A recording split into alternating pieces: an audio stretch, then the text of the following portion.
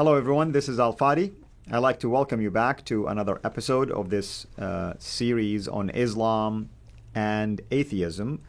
In the last few videos, we have been using examples from Muhammad's own moral actions, or in this case, immoral behavior, to draw attention to that and correlate that to the notion that some of our Muslim friends are considering to become atheists.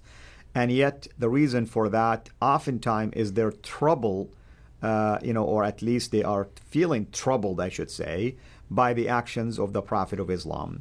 And that in and of itself can create tension between how can you have a moral standard to judge the action of the Prophet, and at the same time you gravitate towards a worldview like atheism at the same time.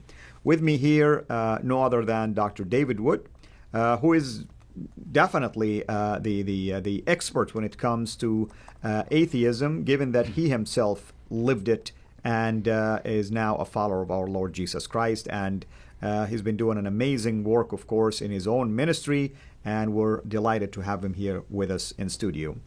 David, welcome back, brother. Good to be here. Thank you for all the examples that we've been unpacking so far. Today, you have yet another exciting one. Which one is that? Yeah, this is a little lesser known fact about Muhammad than something like Aisha or Muhammad and Zainab, his adopted son's wife that he married. This is about Muhammad's relationship with Sauda, which has a lot to do with the idea of being committed to a woman in Islam. And so the historical background here is that Muhammad was married to Sauda early on. So after Khadija died, as Khadija's his first wife. After Khadija died, Muhammad's next two wives were Aisha and Sauda. And Sauda was significantly older than Aisha, but as time went on, she became older and older and heavier and heavier. Aisha called her a very large woman. Now, what happened was Sauda realized that Muhammad was going to divorce her, right? Because he had all of these other wives. He's marrying some of the most beautiful women in Arabia, and he's going to divorce her so that he doesn't have to keep spending time with his older, less attractive wife, and he could spend time with, younger wife like Aisha, or right, a far more attractive woman like Zainab and the others. And so, and we're talking about the man who's classified as mercy to mankind. Yeah, mercy to all mankind. Yeah. And so she starts fearing that Muhammad's going to divorce her because Muhammad had received a revelation, Surah 33, which said that no one's allowed to marry Muhammad's wives after him. Right, so she basically would have been a widow, and he would have given her something for the divorce and so on. But she understands she's about to be off on her own in her old age, and she didn't like this idea. So she came to Muhammad and said, "I have a proposal. Don't divorce me, and you don't have to spend any time with me. So don't divorce me. Continue letting me, have my house and stuff like that, and you don't have to visit me or have sex with me or anything else. In fact, the night that is dedicated to me," because Muhammad would dedicate a different night to each of his wives. "The night that you would normally dedicate to me, I give that night to you to spend with Aisha." So instead it's all about sex here. Yeah. So instead of having his time, because Muhammad would divide up his time, would try to divide up the nights equally so that he's spending an equal amount of time with each wife. And now she says, well, if you don't divorce me, you keep me, you can use my night for Aisha, and so now you get to spend twice as much time with Aisha as you do with any of your other wives. Mom would say, well, Aisha is my favorite wife, so that's a pretty good deal. Wow, good sexual deal for sure. Yeah.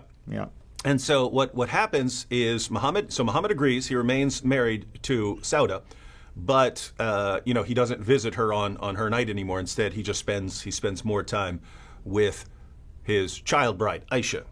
So that's the historical background.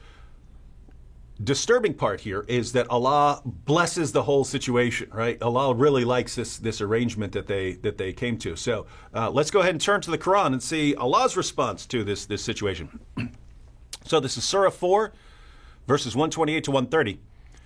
If a wife fears cruelty or desertion on her husband's part. Notice, so this is talking about Sauda. If a wife fears cruelty or desertion on her husband's part. This is talking about Sauda. So this is Sauda fearing cruelty and desertion from who? From Muhammad. Do women really who are married have to fear desertion? You shouldn't fear that, right? Especially if your husband is the greatest pattern of conduct ever, right? Exactly. You should never have to fear cruelty or desertion from him. And notice, if you did fear him, if you did fear that, and you were to come to him and say, look, Muhammad, I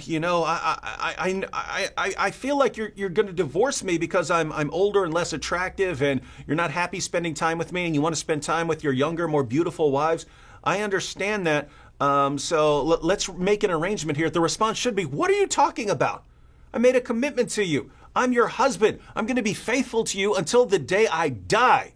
Nothing would change that. Nothing would change my faithfulness. You would expect the greatest man who ever lived to respond like that when a wife is fearing cruelty and desertion from him. Absolutely. Right? Absolutely. And that's the problem. I mean, I'm glad we brought up this example because here is what's at stake right now. You have the model for mankind, the role model for his own Islamic community and the believers.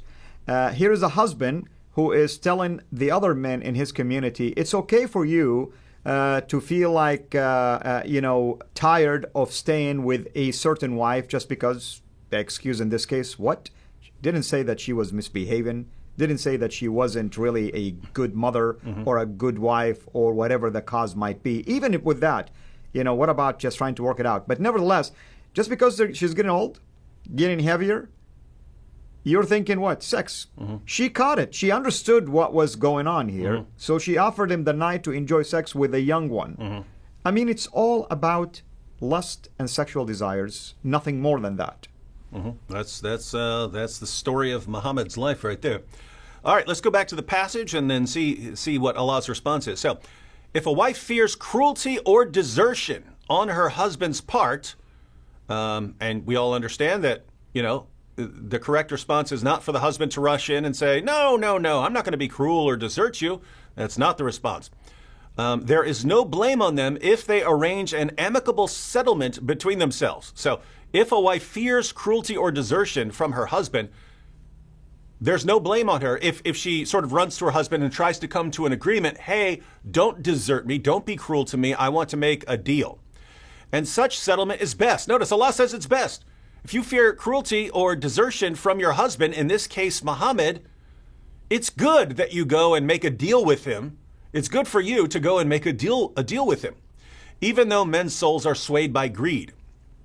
But if you do good and practice self-restraint, Allah is well acquainted with all that you do.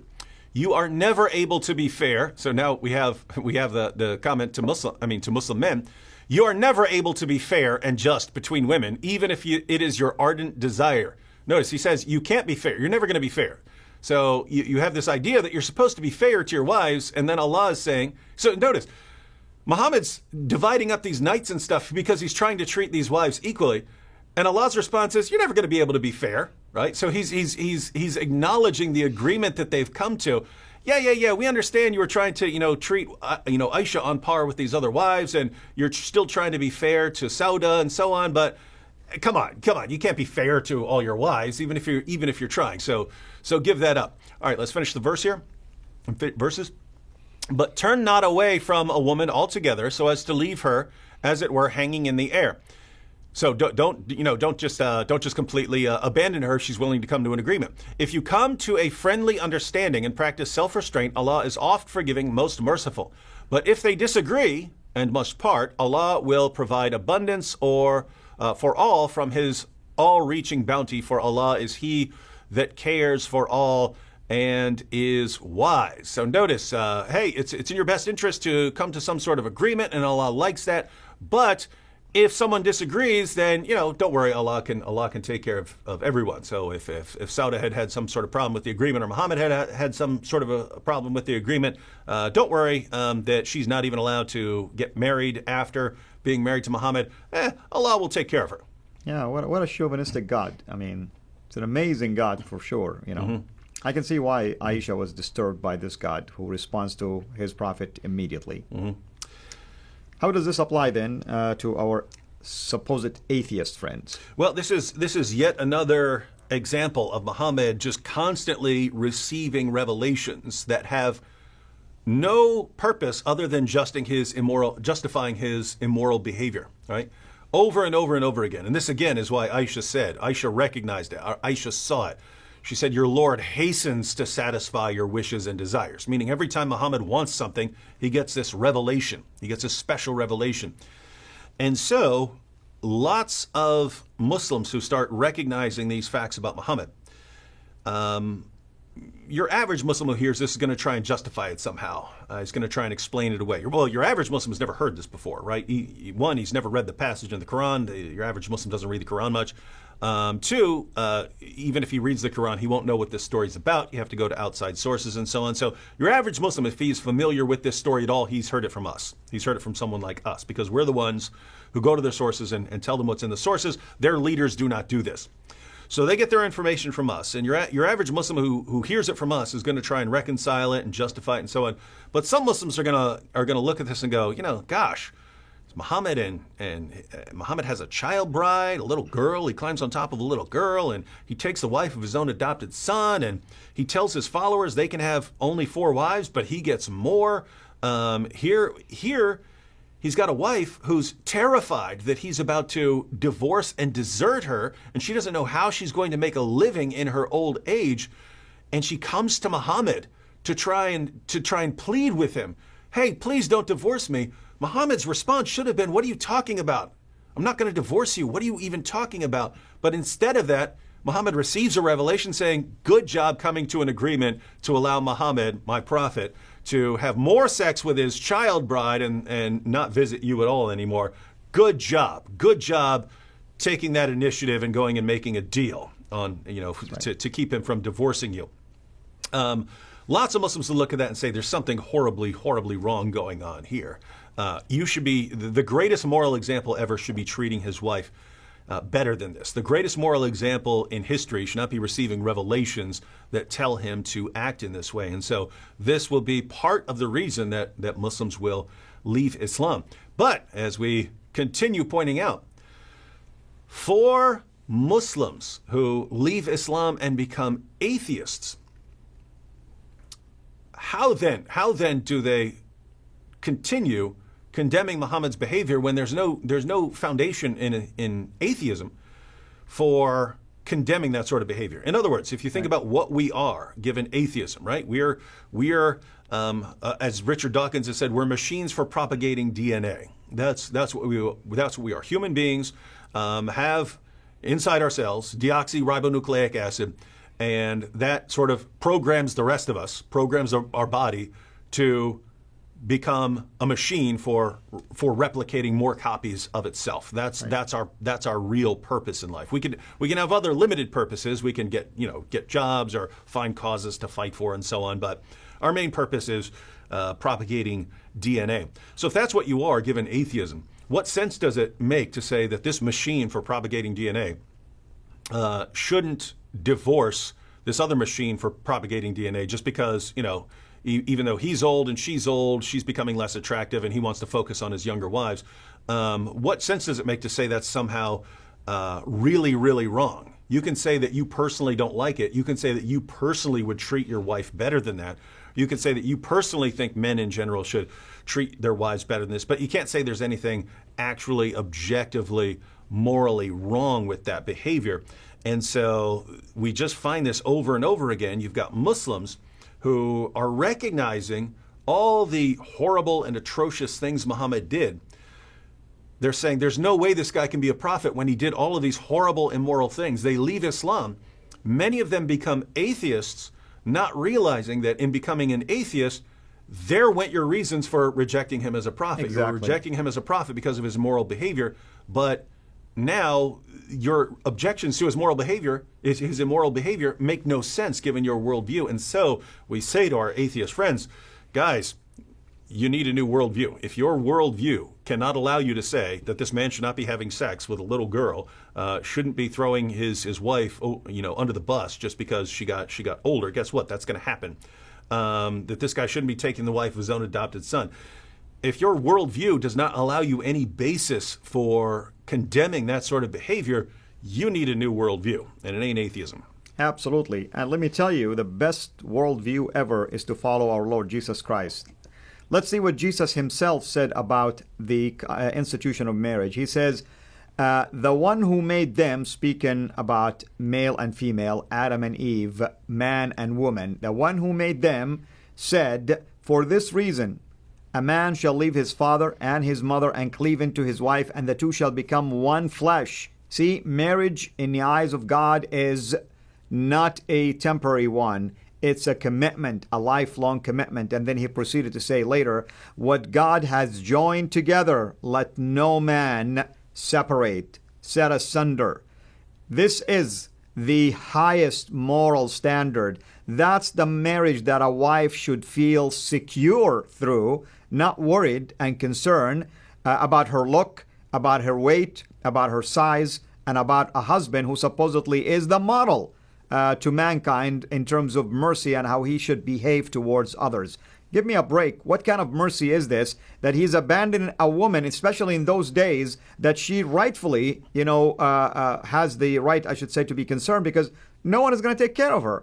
No one is going to basically provide for her. So she was, out of desperation, willing to go the extra mile just to satisfy the lust of this model over the fact that she was going to be in trouble, and probably she would have reverted to basically prostitution to live and survive. Anything else you want to add to this, brother? And what other examples, for instance, that are in the hopper for us? We continue going down the line of Muhammad's behavior with his wives and so on. But we're about to take a look at his relationship with a slave girl. Did you know that Muhammad had a sexual relationship with a slave girl? Have you guys caught the theme? It's all about women and Muhammad so far. Well, thank you, brother, and thank you, everybody. Until we meet again, have a blessed day. Thank you so much for taking the time to watch this video. We can't make these quality videos without the help of partners like you. So please consider becoming a Patreon supporter today at patreon.com/CIRA International.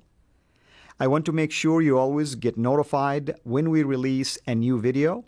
So please click the bell to be notified. And of course, make sure to subscribe to this channel.